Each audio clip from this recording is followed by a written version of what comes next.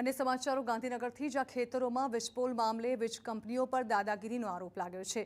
ખેડૂત આગેવાનો દ્વારા મુખ્ય પ્રધાને લેખિતમાં રજૂઆત કરવામાં આવી હતી। ખેડૂતોની અનેક વીઘા જમીન વિસ્ફોટના લીધે કપાતમાં જતી હોવાનો આરોપ છે। કપાત જમીન મુદ્દે ખેડૂતોને યોગ્ય વળતર આપવા માંગ કરાઈ છે। સરકાર ખેડૂતોને વિસ્ફોટ દીઠ ₹50,000નું ભાડું આપે તેવી રજૂઆત કરવામાં આવી।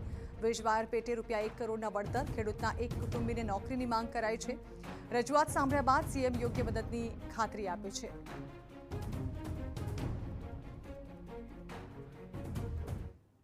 માનનીય મુખ્યમંત્રી સાહેબે રૂબરૂ મુલાકાત કરી અને ગુજરાતમાં જે વીજ પોલ કંપનીઓ મોહમ્મદ ગદ્દીની જેમ લૂંટી રહી છે એની સામે સરકાર કાયમી યોગ્ય નીતિ બનાવે। વીજ પોલ દીઠ માસિક ₹50,000 ભાડું અને વાયરના ₹1 કરોડ અલગ અને પરિવારના એક સભ્યને નોકરી આપે। આ બાબતે મુખ્યમંત્રીશ્રીએ અને અન્ય મંત્રીશ્રીઓએ રૂબરૂ મુલાકાત આપી અને ઘટતું કરવા માટે ખાતરી આપી। તો આશા રાખી કે આ વિધાનસભા બજેટ સત્રમાં ખેડૂતોની સમસ્યાનો ઉકેલ આવે।